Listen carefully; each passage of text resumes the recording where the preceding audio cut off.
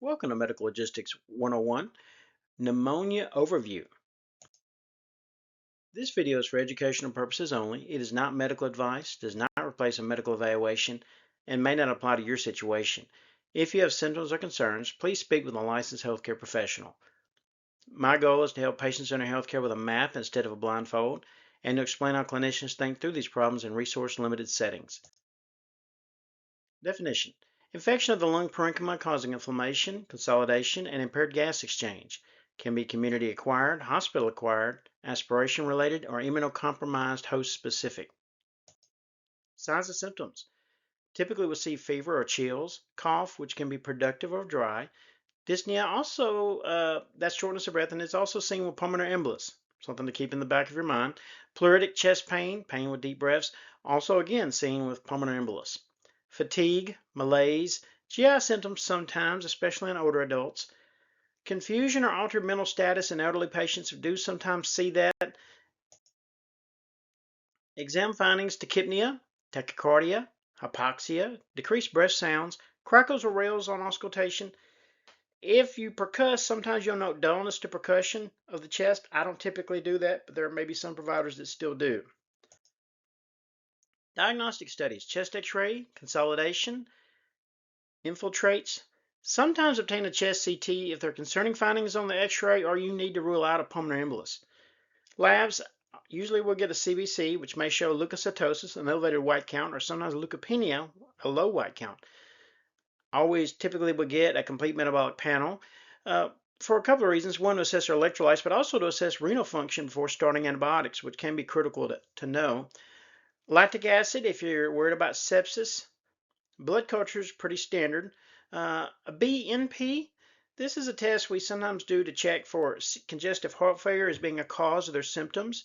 It can be helpful sometimes in distinguishing between that and a regular pneumonia. Viral testing, pretty standard. Differential diagnosis and mimics: viral bronchitis, COPD exacerbation, asthma exacerbation, CHF exacerbation. With that, you often see what's called pulmonary edema, or fluid in the lungs, especially if the patient gives you a history. If it's worse when they're laying flat, they're sleeping on several pillows, that clues me in on CHF as a culprit. Pulmonary embolus, one always keep in the back of your mind. That can be a large pulmonary embolus or a small pulmonary embolus that involves less of the lung, may produce milder symptoms if it's a small one. Atelectasis, viral illness, lung cancer, particularly if there's a history of recurrent or non-resolving infiltrates. Red flags: hypoxia with increasing oxygen needs, obviously altered mental status, hemodynamic instability. If they're hypotensive, have pneumonia, think sepsis. Severe dehydration, immunocompromised state, failure of outpatient therapy, they've been on oral antibiotics and just not improving, concern for necrotizing pneumonia or empyema on the x-ray. Pitfalls: elderly patients presenting with confusion. I always get a chest x-ray. Obviously, elderly patients presenting with confusion could be a number of different culprits, including urinary tract infections, pneumonia. But as part of that whole workup, I'll certainly get a chest x-ray. Treating viral bronchitis as a bacterial pneumonia. Common problem, probably have all been guilty of it. Outpatient settings in particular, sometimes patients present wanting an antibiotic when in reality they have a viral bronchitis and antibiotics don't help. Not recognizing aspiration pneumonia. People who are bedbound, people that have feeding tubes, people that maybe have had a previous stroke that affected their ability to swallow, all these people will be at risk for aspiration pneumonia.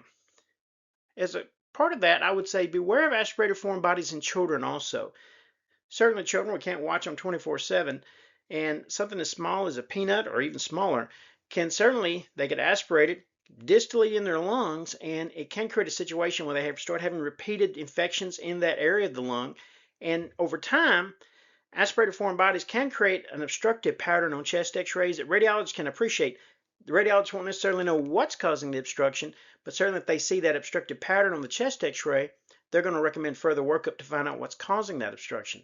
Missing pneumonia in patients with CHF exacerbation.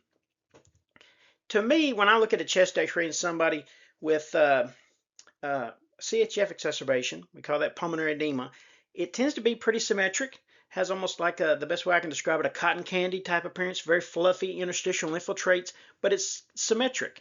Versus pneumonia, Someone can certainly have a bilateral pneumonia, but it's generally not going to be symmetric and even like the CHF appearance on x-rays. Not starting antibiotics as soon as the pneumonia is identified. Typically, when these patients present in the room, they give me a history that makes me think pneumonia. I'm going to get a portable chest x-ray right in the room, and I mean within the first 30 minutes. And so if I see a pneumonia on the portable chest, I'm going to start antibiotics within the first hour. Oftentimes, my labs are not even back yet.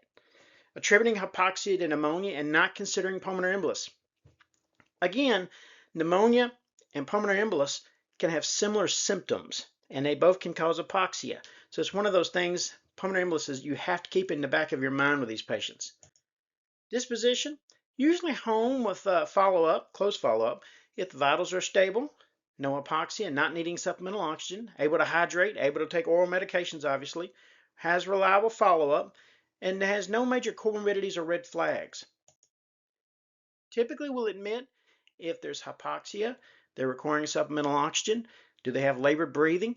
Again, hemodynamic instability, they're hypotensive, have a pneumonia, I'm going to be thinking sepsis. That's going to probably be an admission. Severe comorbidities, pre-existing lung disease. Do they have a history of asthma? Do they have a history of COPD, emphysema? Any of these chronic lung issues, if you put a pneumonia on top of it, obviously they're higher risk. Immunocompromised patients. Failure of outpatient therapy. They've been on oral antibiotics for a pneumonia that was diagnosed in the outpatient setting and they're not improving. That's going to be typically an admission for me. In closing, if this is the kind of content you find helpful, please like and subscribe.